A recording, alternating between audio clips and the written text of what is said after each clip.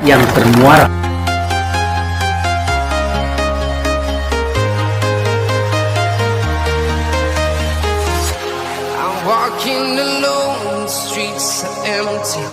Assalamualaikum warahmatullahi wabarakatuh.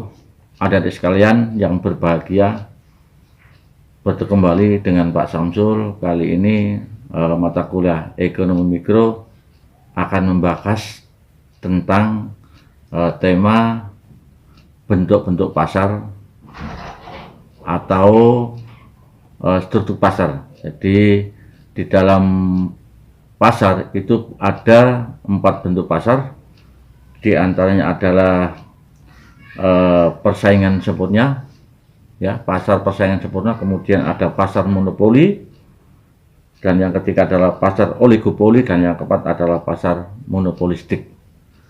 Jadi kalau mata kuliah kemarin saya sampaikan tentang pasar hanya secara tidak secara terperinci. Kali ini akan saya berikan secara terperinci, kemudian kita memberikan ciri dan contoh yang ada di lapangan. Oke, kita jelaskan tentang pasar persaingan sempurna, yang mana dalam buku Entrepreneurship, ya, karangan dari Edi Suryanto, seorang pembisnis ulung. Dia menyatakan bahwa pasar persaingan sempurna terjadi jika perusahaan dalam suatu industri banyak dan berskala kecil, sehingga tidak ada perusahaan yang dapat mempengaruhi harga pasar. Nah, kalau ini sudah saya jelaskan tahun kemarin, bahwa pasar persaingan sempurna ini tidak ada yang bisa mempengaruhi harga yang secara signifikan. Kalau kemarin saya bilang itu adalah pasar kompetitif atau pasar persaingan sempurna. Nah, kemudian dalam pembentukan harga ini terjadi betul-betul karena keinginan produsen dan keinginan konsumen berinteraksi, terjadilah sebuah harga. Jadi tidak bisa berat. Kemudian bentuk-bentuk persaingan sempurna ada di bidang produksi, yang banyak contohnya adalah bidang produksi perdagangan, ya, di antara pertanian dan peternakan. Nah, ini yang terjadi. Jadi di antaranya adalah barang-barang yang sering kita jumpai di pasar ini adalah barang-barang yang sifatnya homogen, ya. Jadi sejenis seperti yang kita temui di pasar-pasar itu adalah seperti sayur mayur, tukang sayur, kemudian ada lagi jual kentang, jual sawi, dan sebagainya. Nah, ini adalah homogen sejenis, sehingga barang satu dengan barang yang lain itu punya kualitas yang sama, relatif sama, sehingga juga harga relatif sama. Kemudian jenis barang ini merupakan barang pengganti, ya. Jadi konsumen menganggap bahwa barang yang dijual mutunya itu tidak jauh berbeda, sehingga kita sulit untuk membedakan satu dengan yang lainnya. Kemudian dalam bukunya Hukum Bisnis, ya, karya Thomas Sony, kali ini saya akan membicarakan tentang pasar monopoli. Jadi mono itu satu, artinya jadi dalam Thomas Sony Tambunan Wilson, ya, dalam bukunya Hukum Bisnis tahun 2019, dia menyatakan pasar monopoli adalah suatu bentuk pasar di mana hanya satu perusahaan saja. Perusahaan tersebut menghasilkan barang yang tidak mempunyai barang pengganti yang sangat dekat, serta keuntungannya yang diperoleh melebihi normal. Bahkan dalam pasar monopoli biasanya hanya satu produsen yang dapat menetapkan harga produk-produknya. Tetapi ketika kita berbicara tentang pasar monopoli di negara kita, itu adalah Ciri-cirinya contohnya adalah diantaranya pasar monopoli itu contoh produk-produk adalah PLN, ya, ini perusahaan negara, kemudian ada KAI, kemudian ada Telkom. Ini pasar monopoli yang memang orang lain tidak bisa karena terbentuk oleh undang-undang. Ini kalau di negara kita. Sehingga pasar monopoli di negara kita ini adalah pasar yang memang dibuat visi dan misinya adalah untuk kepentingan orang banyak. Hingga seperti BBM, ya, seperti PLN, seperti tadi saya sampaikan Telkom, itu semuanya adalah negara untuk kepentingan masyarakat. Jadi terkadang pasar monopoli ini memang diperlukan agar harga bisa stabil karena kepentingan orang banyak, itu ya. Kemudian kita sekarang akan berbicara tentang pasar oligopoli, ya. Jadi oligopoli ini adalah menurut Sigit Sarjono, ya, dalam bukunya Ekonomi Mikro tahun 2017, mereka menyatakan bahwa pasar oligopoli adalah merupakan keadaan di mana hanya sedikit penjual, ya, sehingga tindakan seorang produsen akan mendorong produsen lainnya. Nah, ini kalau kita melihat pasar oligopoli ini adalah kondisi pasar di mana didominasi oleh beberapa perusahaan saja. Jadi kalau pasar oligopoli ini pasar yang memang berkapasitas beberapa perusahaan yang berskala besar, sehingga produk-produk ini hanya dimiliki beberapa produsen. Jadi kalau dilansir dari buku Ekonomi Mikro untuk karya Sugierno, itu ada beberapa ciri, ya. Ciri yang pertama, perusahaan dalam pasar oligopoli ini menghasilkan produk yang homogen. Hal ini banyak dijumpai dalam industri yang menghasilkan bahan mentah. Selain itu, ada juga perusahaan yang menghasilkan barang-barang berbeda antar produsen. Barang seperti ini umumnya adalah barang akhir seperti mobil, ya. Kemudian kalau minuman itu ada Coca-Cola, ada Pepsi, ya.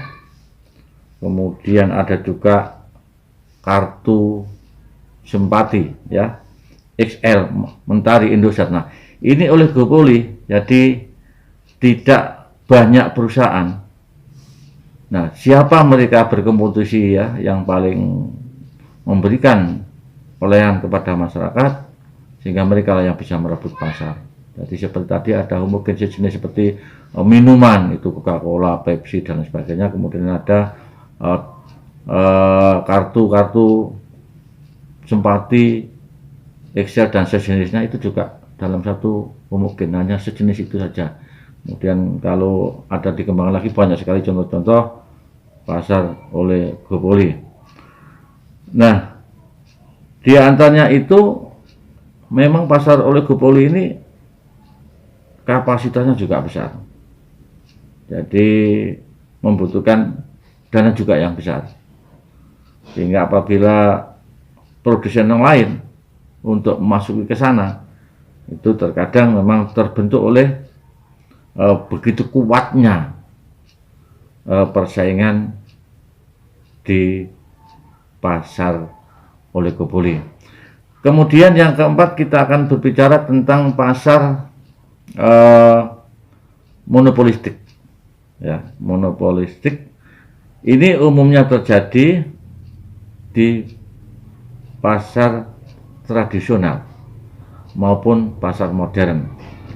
Jadi dalam buku teori ekonomi, ya, karangan Jun Suryanti, itu dia menyatakan pasar monopolistik ini adalah banyak produsen menghasilkan komunitas yang berbeda dan punya ciri khas. Jadi monopolistik ini merupakan pasar yang mempunyai keahlian, ya, keahlian yang punya ciri khas yang berbeda, walaupun barangnya itu relatif sama. Ini monopolistik, ya, jadi tidak sembarangan orang bisa. Misalkan kita punya modal pun belum tentu kita bisa, karena ini monopolistik. Jadi banyak seorang produsen mempunyai keahlian khusus dalam seperti ini dan berskala khusus. Seperti contohnya kita kalau melihat monopolistik ini, kita melihat jasa salon, dia bisa menentukan harga, tapi setiap jasa salon, ya, kecantikan satu dengan yang lain itu punya ciri khas yang berbeda tetapi sama. Nah, ini monopolistik. Dan seperti arsitek, ya, arsitek, seorang perancang bangunan itu juga sama. Artinya dia bisa menentukan harga dengan skala mereka, karena ini mempunyai keahlian yang berbeda-beda, tetapi tidak semua orang bisa.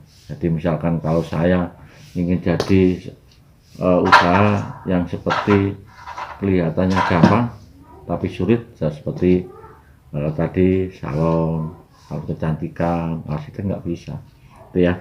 Jadi monopolistik ini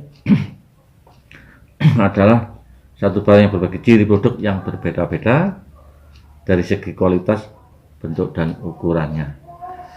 Nah, kemudian itulah untuk sementara saya sudah menjelaskan tentang pasar, bentuk-bentuk pasar, ya, struktur pasar dan ciri-cirinya pasar, dan mudah-mudahan saya kira Anda sudah memahami indikatornya. Anda nanti bisa menjelaskan ketika nanti ada sebuah pertanyaan, sebutkan jenis atau bentuk-bentuk pasar, jelaskan dan beri contoh-contoh yang ada di sekitar kamu, maka kamu bisa menjelaskan. Untuk selanjutnya kami akan menjelaskan tentang kurva daripada pasar persaingan sempurna. Jadi kali ini saya sudah menginjak kurva sehingga nanti kamu pelajari bagaimana sih ciri-ciri kalau kita gambarkan dalam bentuk kurva. Oke, kita lanjut untuk menjelaskan kurva. Oke, dari sekalian, kali ini saya akan membuat kurva, ya, yaitu pasar persaingan sempurna, yang mana tadi sudah sampaikan bahwa kita mencoba untuk membuat kurva, di antaranya adalah kurva pasar persaingan sempurna. Nah, dalam pasar persaingan sempurna tadi sudah sampaikan bahwa di sini adalah setiap produsen atau penjual dan konsumen, dan ciri khasnya adalah penjualnya itu banyak, kemudian juga pembelinya banyak, dan harga relatif sama dan tidak bisa berubah secara signifikan, tergantung bagaimana antara penjual dan pembeli itu bernegosiasi sehingga terbentuklah harga pasar. Nah, sehingga akan merata. Karena apa? Karena memang kalau terjadi tidak sama, tidak akan laku. Nah, ini kita coba. Kita membuat kurva seperti biasa, kurva permintaan. Nah, kita tulis, ya, yang garis vertikal itu adalah price, ya, dan key. Nah, ini memang agak unik untuk kurva ini. Jadi nanti kurva ini agak unik karena apa? Karena memang ini harganya sama. Jadi harganya sama sehingga tidak ada hal-hal yang signifikan. Coba kita buat ini untuk price-nya ada di Ini berkaitan dengan individu ya. Jadi ini kaitan individu seperti biasa.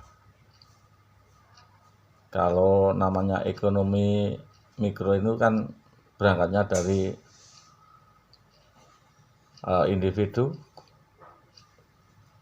kemudian perusahaan juga secara individu, sehingga berangkatnya dari rumah tangga untuk bagaimana membelanjakan pendapatannya. Nah, di sini kita mencoba untuk memberi gambaran bagaimana kurva persaingan ekonomi. Kalau yang gambar seperti ini kan sudah lazim ya, sudah umum, adalah price dan key. Ini kita coba untuk memberikan ya. Nah, ini gambarnya horizontal ya, dan horizontal dan relatif sama ya, seperti ini. Demand, kemudian price sama dengan AR dan sama dengan MR ya.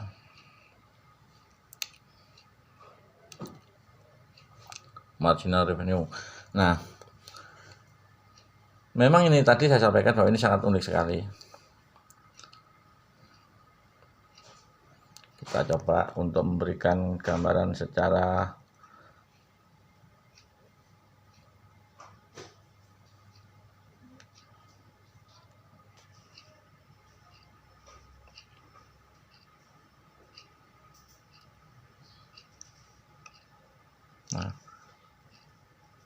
ini garis-garis titik ini adalah kita coba, ini kan gambarnya relatif sama, artinya antara satu dengan yang lain ada Q1, Q2 dan Q3 ini sama sekali sama, sehingga ini kaitannya dengan harga.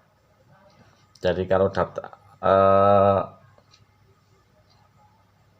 gambar atau garis ini secara horizontal, maka dengan jarak yang sama, Q1, Q2, Q3, dan Q4 ini sama, sehingga ini tidak bisa berubah secara signifikan. Jadi beda dengan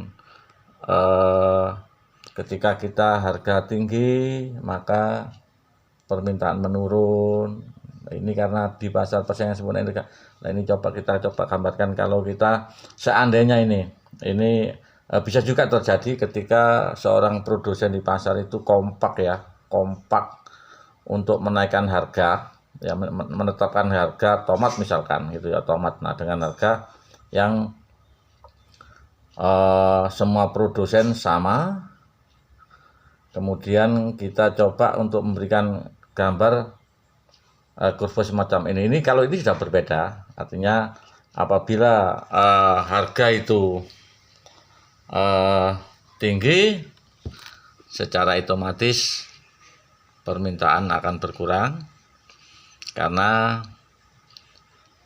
kalau tidak orang betul-betul membutuhkan barang tersebut tidak akan membeli, sehingga jumlah pembeli akan menurun.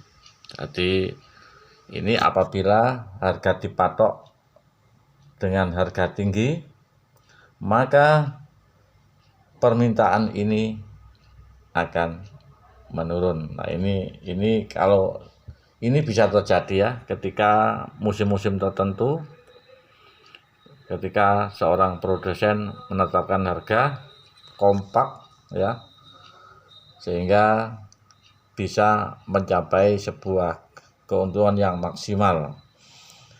Kalau barangnya terbatas ya, harga dinaikkan seperti Lombok saat ini, itu kan karena tidak musimnya. Saya kira itu saudara sekalian, adik-adik sekalian. Terima kasih. Akhiri wassalamualaikum.